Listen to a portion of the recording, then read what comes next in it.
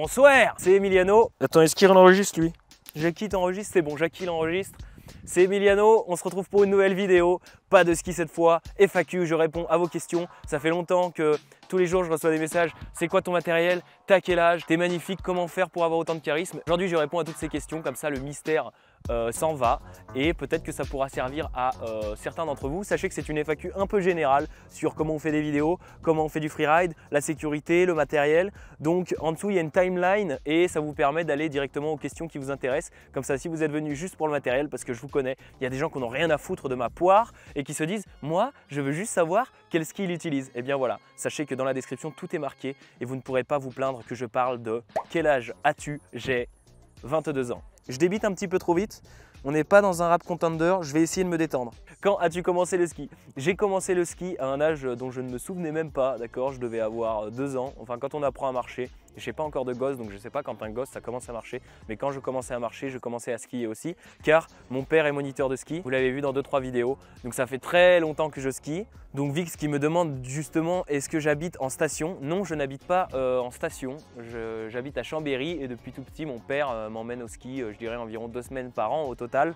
Peut-être un peu plus, mais globalement ça fait 4 ans que je me focus à fond sur le ski. Pour ceux qui se demandent qu'est-ce que je fais de ma vie, est-ce que j'ai un métier, est-ce que j'ai des études? Non. Après le bac, j'ai fait un bac littéraire. Ça fait 4 ans que je tryhard de faire des vidéos YouTube et des vidéos de ski en règle générale, ce qui fait que j'ai pu m'entraîner depuis 4 ans sérieusement en freeride. Donc maintenant j'en vis, on va dire bien depuis cette année, mais les 3 autres années, j'étais un peu en stress. Il y a Bings qui me demande justement comment t'es venue l'idée de te lancer sur YouTube. Eh bien écoutez, à mes 11 ans, je regardais les vidéos de Diablo X9 de jeux vidéo et je me suis dit je veux faire pareil, moi aussi je veux faire des vidéos sur YouTube. Je ne sais pas si à 11 ans j'avais l'idée de devenir connu et de vivre d'internet, mais en tout cas à 11 ans j'adorais déjà les vidéos. Je faisais des courts-métrages, je faisais subir des trucs horribles à mes amis, hein. Il y avait des scénarios où je devais leur mettre la tête dans un ruisseau et je leur disais mais t'inquiète mec, c'est vraiment pour le film, vraiment détends-toi, voilà. Et ils le faisaient, donc merci à mes amis, c'est peut-être grâce à eux aujourd'hui que j'en suis là, voilà. Mais du coup, le pari est plutôt gagné. Donc Evan qui me demande quels seront tes projets pour la saison prochaine. D'ailleurs, big up à Evan. Et écoute Evan, je ne peux pas trop en parler. Voilà, c'est un projet secret que je vais mettre en place en 2023. Mais vraiment, il va changer les choses, normalement. C'est un merveilleux voyage, voilà, pour ceux qui veulent savoir, pour que je donne quelques informations. C'est un très beau voyage que je vais faire cet été. Et vous verrez ces images-là, normalement, en septembre, octobre, novembre de l'année prochaine. Il y a Michael Bimbos, coucou Michael, qui me dit « Je suis sûr que tu fais ça parce qu'il n'y a plus de neige fraîche ». Il parle de la FAQ et non, je fais ça vraiment par amour des FAQ. J'adore me poser devant une caméra et parler des heures seul au milieu d'un champ. Voilà. Sache que c'est mon plaisir et tu ne pourras pas me l'enlever. Prochain voyage style Islande ou Norvège de Corentin, et bah cet été. Voilà, voilà Corentin, j'en parlais il y a 2 secondes. Cet été, il y a un voyage comme ça de ce type, en rapport un petit peu avec le ski. J'en dis pas plus, c'est déjà trop spoilé. Incroyable. Quelle est ta meilleure blague, Vicky? Je n'ai pas de blague favorite, Vicky, vu que je déteste l'humour, je déteste rire, je déteste la bonne humeur. Voilà, question suivante. J'ai peur d'être hors du cadrage depuis tout à l'heure. C'est pas grave? Ok, c'est pas grave. Ah si, il y a une question qui s'affiche juste là. Je suis désolé, elle est dans ma mémoire, mais j'ai plus ton nom. Parce que là, vraiment, j'ai trop de questions. Si je dois la chercher encore, on va prendre des plombs. Comment tu te vois dans 5 ans? C'est un risque de faire ça, hein. Dans 5 ans, si tout se passe bien, moi, j'aimerais bien avoir une vraie équipe de production, faire des vrais projets de qualité. C'est de faire des scénarios, d'essayer d'apporter un côté artistique à mes projets. C'est pas simplement d'être influenceur, j'aime être créateur, skieur. Et effectivement, je vis de l'influence, on est bien d'accord, hein, il ne faut pas se mentir. Mais c'est vrai que l'idée derrière ma tête, c'est d'apporter quelque chose de beau. Dans 5 ans, j'aimerais avoir une équipe qui me filme, qui me permette de faire des vrais beaux projets avec des vraies belles images et puis surtout faire des intros créatives avec un scénario, des idées fantastiques, avoir des effets spéciaux, faire quelque chose de joli. Pour avoir cette équipe de production, je vais avoir besoin de plus de budget, hein, c'est ce qui manque hein, petit à petit. Mais là, je commence à obtenir du budget, donc c'est super. Il y a de plus en plus de marques qui me soutiennent. Je vais enfin faire la connexion ultime avec la question ultime. Quel est ton matériel? Par quoi commencer? On va commencer par mes sponsors et ceux qui me soutiennent justement. Paf! Donc voilà pour la veste et pour l'équipement textile. J'ai tout du Columbia. Voilà, même ce qui est en dessous, j'ai une polaire Columbia comme vous l'avez vu, un pantalon. Et c'est vraiment le top de ce que j'ai eu en matos de ski textile. Il y a des bonnes aérations sous les bras quand il fait trop chaud. Ce sac là, c'est le Galgary 18 de chez Airbag. Super, j'ai dû foutre mon sac dans la merde parce que ça pue. Voilà, génial. Il doit y avoir de la merde par terre, j'ai dû le foutre dedans. Mais où est donc la merde? Le nouveau jeu pour les enfants. Dans la vie, il faut renforcer ses défenses immunitaires. Bon voilà, je suis pas très grand, 1m70, donc gabarit léger, hein, voilà. Et regardez la place que ça prend, c'est pas très gros. Et vraiment, moi, c'est tout léger. C'est le seul sac airbag qui ne me pose plus problème. Avant, j'avais toujours un sac non airbag que j'utilisais dans les jours un peu moins dangereux. C'était pas le plus intelligent, mais l'autre sac, il était trop gros. Je galérais pour faire mes backflips, je galérais pour faire des 360. Avec ça, je ne prends plus que ça, même pour les journées où il n'y a pas de poudreuse, parce qu'il ne me dérange plus. En fait, le système est tellement léger, le sac est tellement léger et petit que du coup, c'est vraiment le top. Donc sac airbag Arva, il y a très peu de marques qui font des sacs aussi petits et légers. Ah super, des lunettes. Mais en fait, c'est pas de la merde, c'est la terre qui pue. On dirait un Parisien, la terre ne sent pas bon. Oui, c'est vraiment la terre qui ne sent pas bon. C'est génial. Attendez, je vérifie quand même. Voilà, ça c'est de la terre, j'en suis sûr. Voilà, elle ne sent pas bon, la terre pue. Là, je vous ai montré la partie textile. D'ailleurs, petit pantalon Columbia, pareil, hein, avec des ouvertures sur les côtés directement sur les jambes. Il n'y a pas de blabla. Le DVA toujours. Alors, il faut la mettre en bandoulière, hein, pas dans le sac, parce que sinon ça part. Il est là, moi, toujours chargé à plus de 80%. C'est un détecteur de victimes d'avalanche. Voilà, ça permet de retrouver votre pote sous la neige. Et si vous n'avez pas ça, en fait, vous ne pouvez pas aller hors piste. Pelle, dans un sac de mec qui fait du hors piste, que tu sois freerider ou pas, tu sors des pistes. Logiquement, tu as forcément une pelle et une sonde. Et la sonde, je pourrais vous faire un tutoriel de comment on l'utilise correctement, comment on s'entraîne pour ceux qui ne savent pas. Parce que peut-être qu'il y a des gens qui ne connaissent pas tout ça. Voilà, donc ça c'est une sonde d'environ 2,50 m, 3 mètres. Voilà, si votre pote est dessous, sous une avalanche, on sonde. Moi, c'est une sonde avec à l'intérieur un fil en métal. Comme ça ne casse pas. Ce n'est pas une corde qui peut s'abîmer. Et voilà, c'est une vieille sonde certes, mais c'est une sonde résistante. Elle n'est pas très légère, c'est ça qui va changer. Hein. C'est que j'aurais pu faire une sonde plus légère, mais au moins, je suis sûr que ça pète pas. Et je sais que pour certains, c'est en option. Mais le sac Arva Airbag, ça devient de moins en moins une option. Je veux dire, je sais que c'est un coût, mais maintenant, d'occasion, vous pouvez vous trouver un sac airbag à 350 € et un vrai. Pour sauver une vie, 350 balles, c'est rien. Les skis, on va être bon là. Ouais, on va être bon. Ouais, on va être bon. Ouais, c'est des Faction Prodigy 3.0. Le kiff absolu pour de la polyvalence. Donc si vous voulez faire du freeride, du freestyle et de la piste, je trouve que c'est vraiment trop bien. Donc ils ont 108 au patin. Et actuellement, ceux-là, je les ai pris en 178 cm. Sachant que moi, je fais 1,70 m. Voilà, globalement. Regardez, là, ils sont au niveau de mes pieds. Attendez. Paf. Voilà, super. Donc qu'est-ce que j'en pense? Un petit peu trop flex pour les réceptions de barres rocheuses. C'est peut-être le modèle que j'ai pris. C'est Solane qui m'en a parlé. Et en vrai, depuis qu'il me l'a dit, c'est vrai que je remarque que pour les réceptions de grosses barres rocheuses, on parle des barres rocheuses qui font déjà plus de 5 mètres, effectivement, l'arrière du ski a tendance à trop se tordre. C'est trop chewing-gum. Il me faut des skis plus rigides. Je ne sais pas encore vers quel modèle je vais aller. Quel ski tu recommandes pour commencer le freeride? Un peu de polyvalence. Moi, je dirais de prendre des Prodigy 2.0, des QST 99, c'est vraiment le top, ou les Prodigy 2.0 qui sont à 100 cm au patin. En fait, n'importe quelle marque de ski qui va avoir 100 au patin, je trouve que c'est polyvalent. Vous pouvez commencer le freeride, c'est avec ça que j'ai commencé il y a de ça 3 ans, voire 4 ans. Avec 100 mm au patin, selon moi, vous pouvez rester polyvalent, kiffer en freeride, commencer à faire des petits sauts de barre, prenez toujours 5 cm au-dessus. Ça, c'est pour le freerider, c'est minimum ça.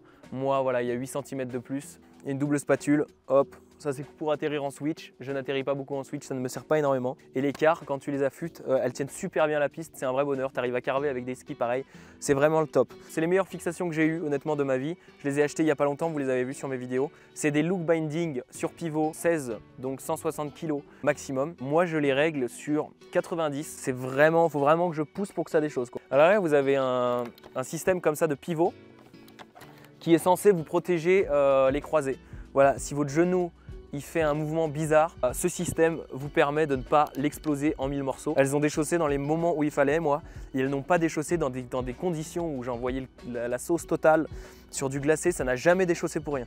J'ai jamais eu un déchaussement intempestif. C'est ultra résistant, c'est robuste et c'est pas si lourd que ça. Ça l'est quand même, hein, mais moi je ne sens pas la différence et vous êtes aussi très proche du sol. Si vous voulez, il n'y a pas le petit niveau qu'il y a sur d'autres fixations. Donc, on ressent vraiment les sensations de la piste. On a vraiment ce retour dans les talons parce qu'on est très proche du sol et moi, c'est vraiment un bonheur. Paf! Les XT3 130 de chez Lange. Moi, mon pied a une particularité, c'est qu'il n'y a que les Lange qui me vont. C'est pareil, hein, tout ça, c'est acheté par moi-même. Hein. Je ne suis pas sponsorisé par ces marques-là. Mais voilà, vraiment le top de la chaussure de ski pour moi. Elles ont 132 flex, donc pour moi et mon poids, c'est vraiment bien. Là pour le coup, je suis vraiment maintenu. Mes anciennes chaussures, c'était des Lange 110 et là, avec les sauts que je faisais, effectivement, ça commençait à être trop flex. Mais là, on est bien hein. Là-dessus. Moi, je suis vraiment à l'aise. C'est des chaussures de rando de base. Je sais que pareil, hein, quand je montre ça à d'autres skieurs, ils me regardent avec des gros yeux. Je ne suis pas le mieux placé pour parler matos, attention. Hein. Mais moi, vraiment, je suis vraiment à l'aise dans ces chaussures. Elles me font pas mal aux pieds. Pour marcher, pour le mode rando, vous avez ça derrière. Voilà, donc là on est en mode rando, ça rend la chaussure plus flex, ça permet d'avoir plus d'amovibilité de votre pied. Mode ski quand on le baisse et mode rando pour le monter. Voilà, vous avez deux petits picots à l'avant qui vous permettent de l'adapter sur des fixations de rando. Et ça c'est vraiment le top. Avec dessous pareil, des crampons spéciaux pour pas glisser. Et pour marcher tranquillement avant que le soleil se barre, voilà, en marque qui me soutient, il y a Jules Beau aussi. Vraiment le top du top. Honnêtement, j'ai jamais eu un aussi bon masque. Le gros avantage de ce masque, c'est qu'il s'adapte à la luminosité. Ça, c'est tout nouveau, ces masques-là. Si on est dans la nuit, il s'adapte complètement et il devient complètement transparent. C'est vraiment bluffant, hein. C'est-à-dire qu'on voit mes yeux comme s'il n'y avait pas de masque et qu'il n'y avait qu'une vitre. Et quand il y a du soleil, vraiment une grosse journée de soleil, il devient complètement réfléchissant, il devient rouge. Et on a un masque qui s'adapte pour tout type de situation, quoi. Brouillard, soleil. Moi, je mets plus que ce masque. C'est le masque Pair of Kings de chez Jules Beau. Et vraiment gros coup de cœur, quoi. Voilà, ça c'était pour le matos de ski. Ça a pris beaucoup plus de temps que ce que je pensais. Donc j'espère que j'ai pas parlé pendant trop longtemps. Et maintenant, le matos vidéo. Pour ceux qui veulent savoir avec quoi j'enregistre avec mon téléphone. Pour enregistrer mes vidéos, la plupart du temps, j'utilise une GoPro, tout simplement. Une GoPro, je mets de la moumoute sur les micros, voilà, à l'avant. Mais j'exporte le fichier en RAW, le fichier audio. Donc ça c'est pour les settings GoPro, il y avait un mec qui demandait les settings de la GoPro. J'exporte les fichiers en RAW et je prends le micro 1 parce que j'ai une GoPro 11. Donc c'est le micro 1 qu'il faut prendre et en gros ça utilise que le micro de l'avant. Et vu qu'il y a de la mousse, on n'entend plus du tout le vent, on entend parfaitement les skis et on entend parfaitement la voix comme si j'avais un micro cravate. What? Bon là j'ai perdu la portière, j'espère que je vais la retrouver, je l'ai perdue pour faire la vidéo. Ça me fait un peu chier. Mais bon, c'est pas grave.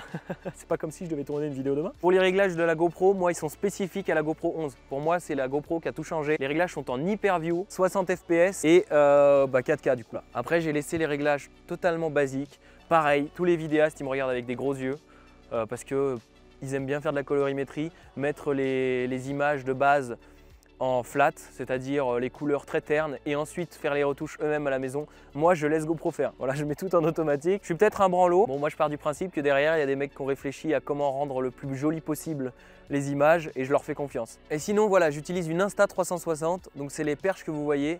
Là j'ai fait l'idiot, elle est dans ma voiture là-bas, j'ai vraiment fait l'idiot. Ça se met sur une perche, c'est vraiment génial. Il y a plein de vidéos que j'ai faites avec qui font des images de dingue. Pour moi voilà, meilleure caméra pour le gars qui veut pas faire de la vidéo de son métier. Il peut rien, il a des super plans de vue, c'est merveilleux. Donc on a Léopold qui me demande comment je fais mes montages, je le fais avec Sony Vegas Pro. C'est vraiment pas le meilleur logiciel de montage que tu peux utiliser pour faire de la vidéo. C'est juste que moi j'ai commencé avec ça à mes 11 ans et pour réapprendre un nouveau logiciel, il faut beaucoup de détermination, des bons logiciels pour commencer à faire de la vidéo professionnelle. Ça serait plus Adobe Premiere Pro. Salut, merci pour tes vidéos. Est-ce que tu comptes faire des vidéos dans d'autres stations ou même dans d'autres pays, soyons fous? Oui, d'autres stations c'est souvent fait, j'ai fait Valmorel, j'ai fait Magéria. D'ailleurs je suis à côté de Magéria, Magéria c'est par là. Station qui a commencé mes vidéos de ski, c'était la folie, ça avait bien marché en plus. La vidéo qui a le plus marché c'est celle où je skie le moins bien, super. Ah d'ailleurs il y avait une question qui était intéressante, est-ce que je me prépare physiquement pour l'hiver? Oui, beaucoup. Je fais en moyenne, je fais minimum 5 fois du sport par semaine, voire 6 fois. Et quand l'hiver arrive, je dirais 2-3 mois avant, je mets dans mes séances 4 journées ou 3 à 4 journées de préparation physique des jambes. Donc je vais courir, je fais de la préparation physique en salle directement, de musculation, de la presse, des squats, etc. Et le haut du corps aussi, je travaille beaucoup le haut du corps, je fais beaucoup de traction, beaucoup de poids du corps et aussi de la salle de muscu avec des poids, du développé couché, etc. On prend des chutes énormes et pour préserver le dos, pour préserver les jambes, pour préserver les genoux, c'est quelque chose auquel j'apporte beaucoup de soins. Donc si vous faites du ski et que vous voulez vous lancer dans le freeride, en vrai ça passe obligatoirement par de la préparation physique parce que sinon ça vous déglingue complètement le corps, c'est violent en vrai. Oh, il y a une notification. Qui a des notifications ici? Tu vas participer à une compète bientôt? Oui. Des conseils pour être à l'aise en poudreuse? Pas vraiment. faut en faire, faut essayer. Après, il y a des gens qui se disent, faut se mettre en arrière en poudreuse. En ski, tant qu'il y a de la pente, tu te mets en avant. Il faut être en avant. Bon, en poudreuse, tu seras toujours un petit peu plus en arrière que sur piste. Je vois même des moniteurs de ski qui sont comme ça. Mais en vrai, la poudreuse, tu te mets en avant, quoi. On est toujours à l'attaque dans la pente. On tourne pas avec ses épaules. Hein, c'est pas ça. C'est les jambes qui tournent, d'accord, et on reste face à la pente. Les courbes larges, c'est tout le corps qui tourne, comme ça un petit peu, tu vois. Mais c'est pas les épaules qui font tourner et ensuite les jambes qui suivent. Voilà. Après, c'est vraiment compliqué de donner des conseils pour être à l'aise en poudreuse. C'est vraiment propre à chacun et ça s'adapte aux gens, tu vois. Genre, si je te vois skier, je peux te donner des conseils. Dire à tout le monde, faites comme si ça marchera, non. C'est comme les formations là pour devenir riche. Non. Si on suivait une formation et qu'on devenait riche, putain, on serait tous riches sur la terre. Il n'y aurait plus de pauvres. Des vidéos parapente un jour sur la chaîne, je pense, oui. Je vais m'y mettre, je vais apprendre. J'ai enfin du budget, je peux apprendre plein de trucs. Qu'il y a un autre mot qui veut dire synonyme, équivalent. Merci pour ta question, Boudaillon. À quand les retours des vidéos avec Loris? Loris ne fait plus de vidéos de ski avec moi. Il vient de temps en temps faire du ski, mais c'est plus son activité principale de faire du ski. Voilà, mais vous le reverrez dans d'autres vidéos. Ah, j'ai froid, allez, il faut que ça charge, j'ai froid. Pour quand le double bac? Cet hiver. Cet hiver, je fais un double bac. C'est non négociable. Il faut que je trouve un double bac à faire quelque part. Chaque fois, je trouve jamais le spot adéquat. Il n'y a pas de spot adéquat pour le double bac. Je crois qu'il faut le lancer, peu importe que tu le sentes ou non. Génial. Bon bah voilà, j'espère que j'aurai répondu à vos questions, j'ai terminé, je vais rentrer au show maintenant. J'espère que ça vous aura aidé. Si vous avez d'autres questions spécifiques, vous pouvez les mettre dans les commentaires et j'essaierai de répondre à un maximum de personnes. J'espère que j'aurai aidé 2-3 personnes à avoir du matos de vidéo, de ski, que vous savez à peu près plus qui je suis, pourquoi j'existe, quelles sont mes raisons de vivre, est-ce que j'ai de bonnes intentions pour l'humanité ou est-ce que j'en ai de mauvaises? Suis-je une intelligence artificielle ou suis-je vrai? Suis-je un corps biologique ou un robot? Tout est dit. Et voilà, là j'étais, je vais vous montrer, paf! J'étais au Magéria, c'est magnifique. Regardez-moi ça, paf! Waouh! Génial, tonton, super tonton. Voilà, allez, merci d'avoir regardé cette vidéo. C'était Emiliano et à la prochaine. Au revoir, ciao!